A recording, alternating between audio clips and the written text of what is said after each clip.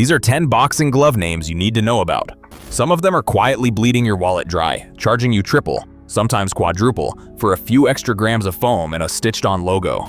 The other half deliver hand protection that punches way above their price tag. And by the end of this video, you are going to look at that next glove purchase very differently, because once you understand what you're actually paying for, you can never unsee it. Let's get something straight before we go any further. A boxing glove is not complicated technology. It's foam padding wrapped in leather, stitched around a hand compartment, with a strap or a set of laces to lock the wrist in place. That's it. That's the whole thing. The fundamental design hasn't meaningfully changed in over 50 years. The gloves your grandfather's heroes wore in black and white footage are recognizably the same object you can buy today. And yet somehow in 2026 we've got single pairs of gloves selling for more than a decent monthly car payment, marketed with the kind of language usually reserved for fine watches and luxury handbags. Some of that premium is justified. A lot of it absolutely is not. So let's start with who is robbing you blind, and then we'll get into where your money actually goes further. The premium tax. Number 1. The Handmade in Mexico Premium. This isn't one single brand, it's a pricing pattern, a story sold across a dozen different labels. A glove gets described as artisan, hand-stitched, crafted by master leatherworkers over generations, and suddenly the price jumps $100, $200 over a functionally identical glove made on the same kind of bench by the same kind of skilled worker. The appeal makes complete sense. Every fighter has watched footage of world champions walking to the ring in beautiful custom leather, and the brain quietly makes the connection. If I wear what they wear, maybe I move how they move. Maybe I hit how they hit. Here's the reality that the marketing copy will never tell you. Handmade is not a magic word. It describes a manufacturing method, not a quality guarantee.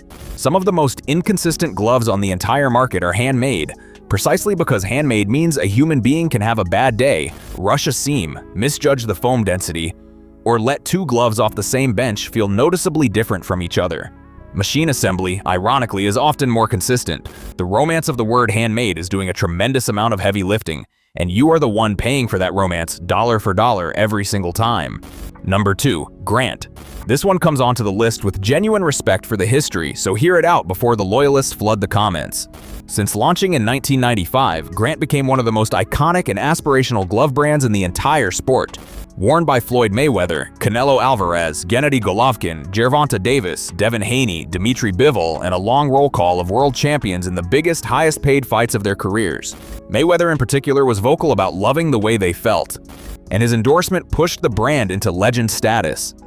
The product, at its absolute best, is beautiful, balanced, and protective. So the problem isn't whether Grant can make a good glove. The problem is the price, and what has happened to the brand underneath that price. Grant gloves now run anywhere from $500 to $1,000 a pair, and by many accounts, the quality control has slipped at exactly the moment the prices climbed into the stratosphere. There are widespread, repeated complaints about inconsistent stitching, brutally long wait times, and gloves arriving that simply don't live up to the legend stamped on the cuff. Here's the honest summary that circulates among experienced fighters. A superior winning glove costs around $300, and a Grant can cost double or even triple that for a product that no longer clearly outperforms it.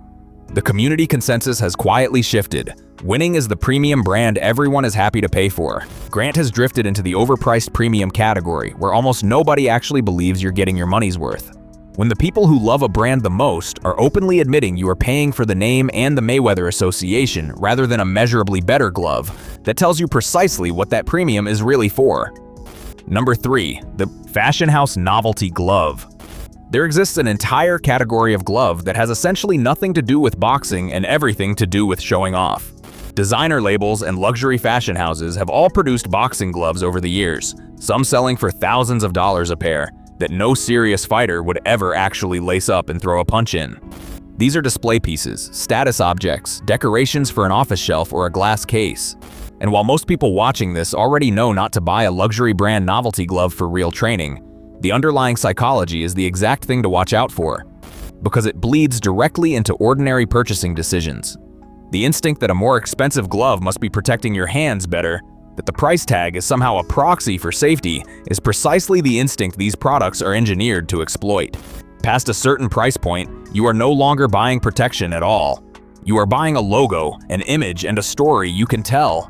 The foam inside a $4,000 fashion glove and a $150 fighter's glove does not know the difference, and neither will your knuckles. Number 4. The Pro Signature Markup. This one genuinely stings because plenty of people have a fighter they idolize and a completely understandable desire to own their exact setup. So let's walk through how signature gear actually gets made. A brand takes an existing glove design that's already in the catalog, makes a cosmetic change or two, maybe a different color scheme, a special embroidery, the fighter's name on the cuff, and then slaps the champion's signature on the box and adds a premium on top. The fighter collects a royalty on every pair. The marketing department gets a ready-made campaign with a famous face, and the buyer ends up with a glove that is functionally identical to something already sitting on the shelf at a lower price, now decorated with a name. You are not buying the fighter's hands. You are not buying their thousands of hours of training, their genetics, or their power. You are buying a signature and a story, and you're paying a meaningful premium for the privilege of both. If the underlying glove was good, buy the underlying glove without the name and pocket the difference. Number 5. The Unestablished Boutique Startup. Every couple of years, like clockwork, a brand new premium glove company materializes out of nowhere, announcing that it is 100% artisan-made, using only the finest hand-selected leather, with some revolutionary padding technology, and it charges winning-level prices or higher right out of the gate with absolutely zero track record to justify any of it. The boxing world has watched several of these brands appear with enormous fanfare and then flame out spectacularly, sometimes collapsing entirely, occasionally due to financial mismanagement behind the scenes, before customers could even form a real, durable opinion of the product. The lesson here is simple and worth tattooing on your brain before you spend. A glove brand earns premium pricing through years, sometimes decades, of proven durability, consistency, and fighters putting them through real punishment. A slick logo and a beautifully written origin story on day one is not proof of anything at all. When an unknown name asks for top-tier money without the track record to back it up, you are essentially funding their marketing experiment, and you, my friend, are the test subject. Now let's flip this whole thing around and look at 5 brands that are genuinely, demonstrably worth the money. What's actually worth it? Number 1. Winning. Yes, winning is expensive, running roughly $300 to $450 a pair, so let's explain carefully why it earns the top spot on the worth it list when Grant got buried in the robbing you list. Winning gloves are widely regarded as the single most protective boxing glove ever made. Handcrafted in Japan with what fighters universally describe as a pillow-like cushion that no other brand on earth has quite managed to replicate. They're affectionately called the Japanese pillows for exactly that reason. The build quality is genuinely flawless, with perfect, even stitching and premium materials throughout, no weak link in the chain. But here's the part that actually justifies that eye-watering cost, the part that separates winning from a pure status purchase. These gloves are nearly immortal. There are well-documented stories of fighters using the same single pair of winnings for over a decade of regular, hard training without significant breakdown. One reviewer bought a pair years ago and reported it still going strong after countless heavy bag sessions, with others in the gym still beating on theirs. When you actually run the math, a $300 glove that survives 10 years is dramatically cheaper per year of use than a $60 glove you have to replace every 6 to 12 months. Winning isn't cheap, but it is honest. The price reflects protection and longevity you can genuinely measure over time, not a famous name you're paying to borrow for the walk to the ring. Number 2. Cleto Reyes. This Mexican family business has been making gloves since the 1950s, and it sits in a genuinely beautiful spot on the value curve. A pair of Reyes typically runs around $150 to $200, noticeably less than Winning and a fraction of Grant, while delivering authentic professional-grade quality and that real Mexican heritage. The philosophy is fundamentally different from Winning, which matters for how you choose. Where Winning absorbs and protects with that thick, pillowy padding, Reyes is built around the feel of the punch, with a thinner, snappier, more direct sensation that power punchers absolutely love, which is exactly why Canelo Alvarez and so many Mexican-style fighters swear by them. Here's a clean, honest way to think about the value proposition. One longtime fighter directly compared his $200 special edition Reyes against his $325 Winnings and concluded plainly that the Winnings were not 30% better despite costing 30% more, which made the Reyes the smarter value for him. You get a legitimate champion's glove, the genuine leather, the real decades-deep heritage, the snap that defined an entire national style of boxing, all without paying the absolute top-tier ransom. Just know going in that the trade-off is less padding, so if you want a pure heavy bag cushion, you weigh that honestly. Number 3. Rival. This Canadian brand is quietly one of the smartest buys in the entire sport, and it flies completely under the radar for people fixated on the Mexican and Japanese legends. Rival sparring and bag gloves run roughly $140 to $160, and they consistently deliver comfort, protection, and build quality that genuinely competes with brands costing significantly more. For the fighter who wants winning-style protection and Reyes-level construction quality without paying the premium-tier price, Rival is the answer that a huge number of experienced people quietly land on once they finally stop buying based on whose name happens to be on the cuff. The gloves are well-padded, thoughtfully constructed, comfortable straight out of the box, and crucially, they hold up under real use. This is simply what a fair, rational price for a serious training glove is supposed to look like, and the fact that it feels almost too reasonable next to the legends is the whole point. Number 4. Ring to cage, specifically the C17 model. Here's where the budget conversation gets genuinely, surprisingly interesting. The ring to cage C17 is widely and repeatedly described as a winning clone, built deliberately in the Japanese style with that same cushy, protective padding philosophy, and it sells for roughly $100 to $130. That is a fraction, sometimes barely a third, of the real winning price for a glove that captures a remarkably large share of what makes winning special in the first place. Reviewers consistently praise its wrist support and overall fist protection, noting a tapered, snug fit around the wrist instead of the loose, sloppy, unsupportive feel you get from genuinely cheap gloves. Now, is it exactly a winning? No, and anyone who tells you that is selling something. The leather quality and the absolute top-end refinement aren't perfectly identical, and the resale and prestige obviously aren't there.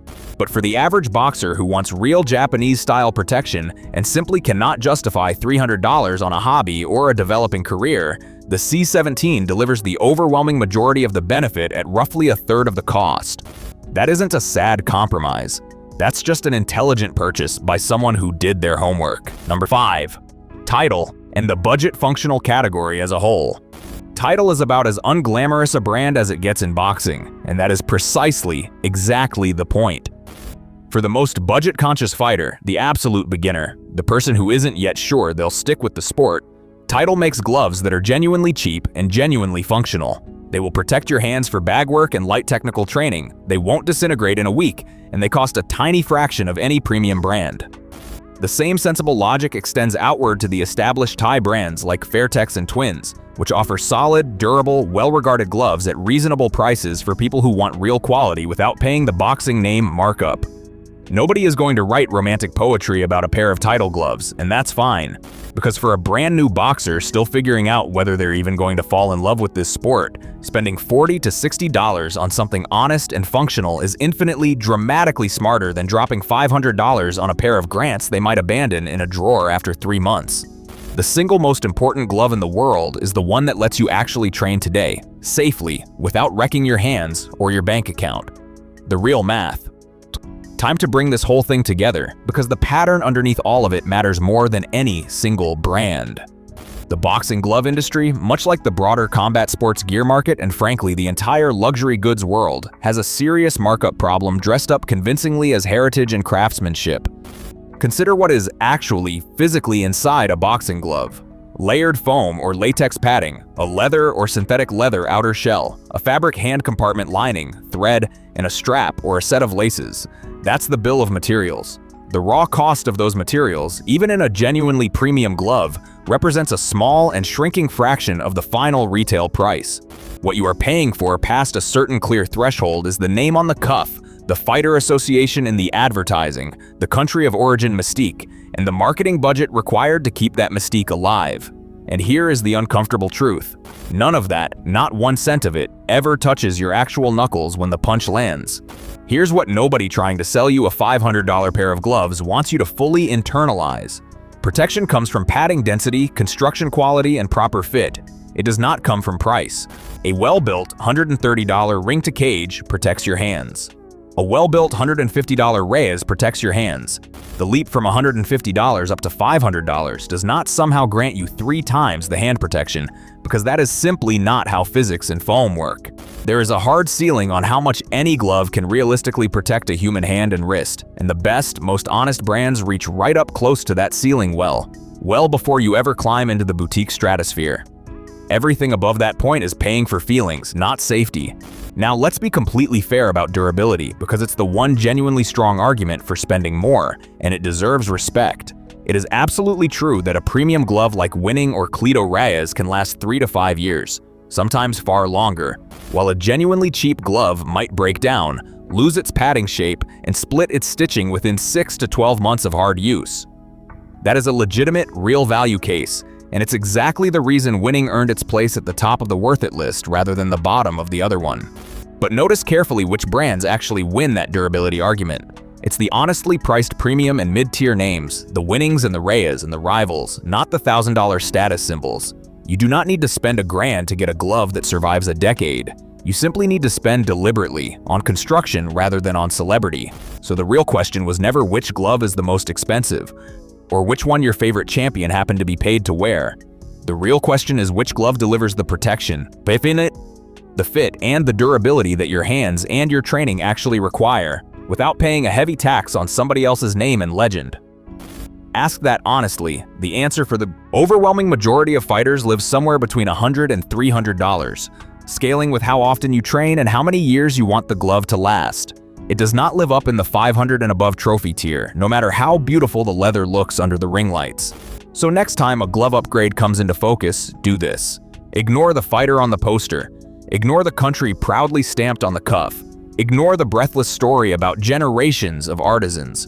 Look hard at the padding, the stitching, the wrist support, and the real reviews written by people who actually trained in them for months and have no financial stake whatsoever in your purchase.